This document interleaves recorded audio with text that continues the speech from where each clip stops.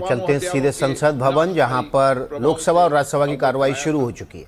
ये सभा विश्व को सामूहिक विनाश के हथियारों से मुक्त करने के लिए अपनी प्रतिबद्धता पुनः दोहराती है तथा परमाणु हथियारों के उन्मूलन तथा वैश्विक शांति और सौहार्द सुनिश्चित करने के लिए अपना दृढ़ संकल्प व्यक्त करती है। अब ये सभा हिरोशिमा और नागासाकी की परमाणु विभीषिका के पीड़ितों के स्मृति में मौन रहेगी।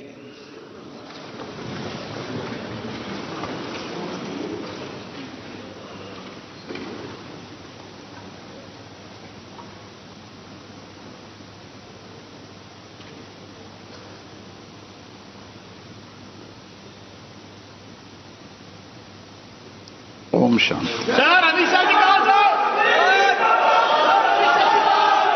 माननीय सदस्यगण, मैं आपसे पुनः आग्रह करता हूं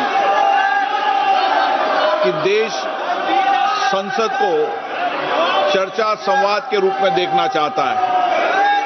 आप प्रश्नकाल महत्वपूर्ण समय होता है। देश की जनता प्रश्नकाल में आपके प्रश्नों और सरकार के जवाबों को सुनना चाहती है। इसलिए मेरा आप लोगों से आग्रह है कि आप अपनी अपनी सीट पर विराजें। मैं सदन की कार्रवाई को चलाना चाहता हूं।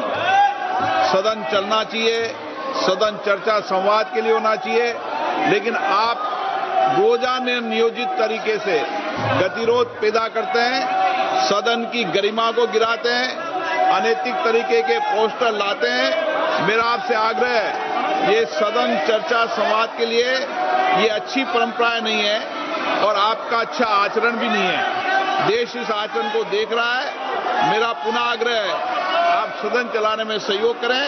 मैं सदन को चलाऊंगा। हर मुद्दे, हर विषय पर, हर विधेयक पर पर्याप्त समय आपको मिलेगा।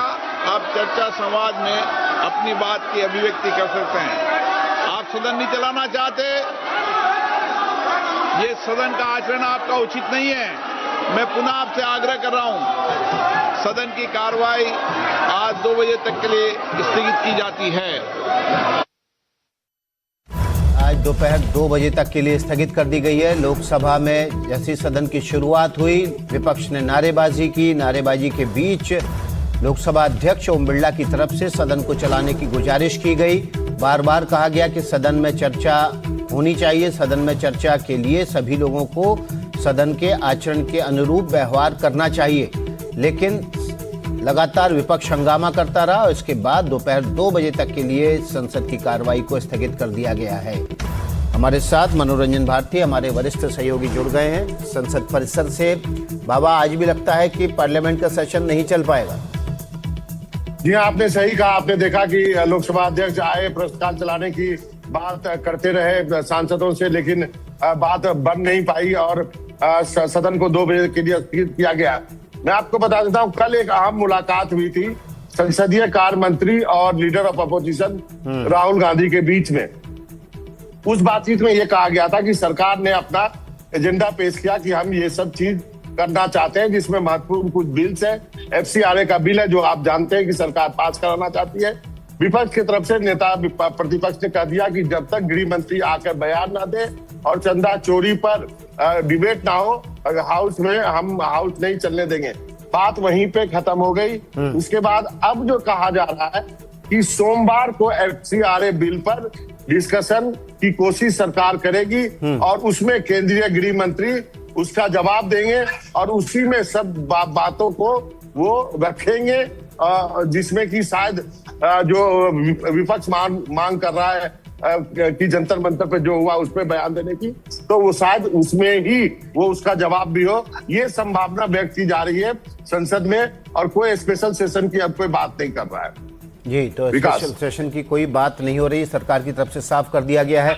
लेकिन मनोरंजन, ऐसा लगता था कि सरकार इस सत्र में हर हालत में एक तो परिसीमन महिला आरक्षण बिल और FCRA बिल को पास कराना ही चाहती है। अब लगता नहीं है कि महिला आरक्षण और संसद जो परिसीमन है उसका बिल तो पास हो पाएगा, लेकिन FCRA बिल तो पास किया जा सकता है। जी, आपने सही कहा। FCRA बिल सरकार के एजेंडे में है और हमारी जानकारी ये है कि सोमवार को जब इस मानसून सत्र का आखिरी हफ्ता होगा, आपको मालूम है 13 अगस्त तक हाउस है, तो सरकार सोमवार को परिसीमा FCRA बिल लाएगी और उसके बाद उसमें 4 या 5 घंटे की डिबेट होगी। यदि विपक्ष डिबेट में हिस्सा लेता है तो ठीक है, यदि ये भी कहा गया है कि केंद्रीय गृह मंत्री उसका जवाब देंगे। यदि विपक्ष जो है केंद्रीय गृह मंत्री को सुनना चाहता है तो ठीक है, नहीं तो जिस ढंग से बाकी बिल आपने देखा कि हंगामे के बीच में पास कराए गए हैं, वो बिल भी पास करा लेगी सरकार के पास तो सट्टा है लोकसभा में। बिल्कुल।